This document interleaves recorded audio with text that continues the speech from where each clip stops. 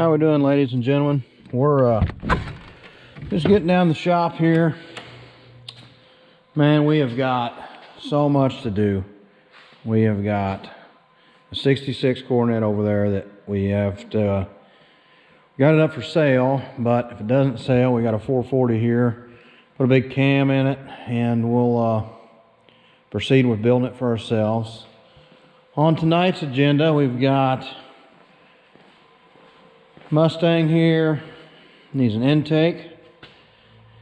Got a new one for it. We'll get it put on. We also have a 9-inch Ford rear end for one of our sponsors. We're sponsoring a dirt track car this year. 2 of them, actually. We got the studs welded in on the axle. That's all done. Some more bearings for this. Oh, well, that's the head off the Mega Cab. But let's talk about this for a minute. So, we actually ran into some problems, and the cylinder pressures were off. We weren't happy about that. It was running well, but we just weren't happy. So it's all back apart. We have another head that we're going to use in the first place, and we definitely should have used it, because we apparently beat on that one too hard the previous years. So cylinder 1 has either got a crack or some bad valves or something. So we have to get all our new valve springs off of this head, change everything back out, and start off with another head. So that's that. First, we're going to assemble this 9-inch rear end tonight. And what else we got? Oh yeah, so I had my help. You know, the brake rotors you've seen on our previous videos, they were gone. I mean gone. And these brakes, which we got them apart, we literally had to beat the rims off this thing, beat the brake rotors off this thing. I mean, it was a mess. Look at that. No emergency brake. Going around the other side, and it's about the same way. Which we got a drag race in April we're trying to make, and it's not looking good, folks. Of course, we don't need no emergency brakes to go fast, but we do need brakes to go fast. Well, you don't have to have them to go fast, that's optional, but stopping, that's important. So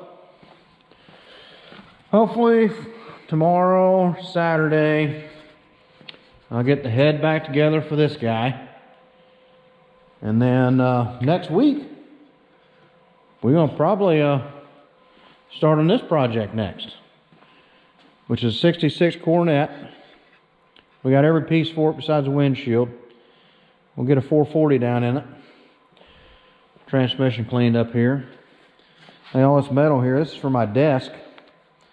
And we ain't had time to even put my desk together. We went to this place called Ironworks Motel, and man, it was cool. So this is the desk area. You know, we got it all insulated, got our banners up, and we haven't had time to do that either.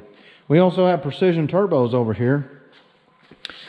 We're still waiting on our headers, but our turbos here are, they didn't boxed yet. We got to unveil those.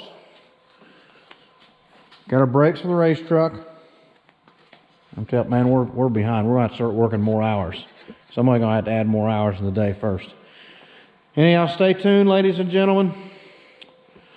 We're going to do that tonight and get that 9-inch back together. And hopefully Friday, we'll work on the Mega Cab. So, peace out, ladies and gentlemen. All right, ladies and gentlemen. Well, we had ambitious goals tonight. We finally finished this 9-inch. You really can't see, but down inside there, right all the way up there, is a pinion support. And here's a better side of it. These are 633 gears. These should really be put in the big bearing housing, which has a lot more clearance. Pinion's a little different place, I do believe. And these 633s we had to relieve a ton off of that to get that in there. What the customer wanted, so that's what he gets, and should work for him. I mean, it's just a little 305 in a dirt track car. We had to replace one of these bearings on the axle.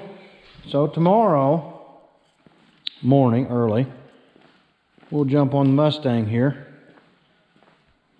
and we'll get this intake gate off and get it replaced. It's got a cracked, you can see that neck right here on the front. It's plastic. 96 Mustangs, what they do.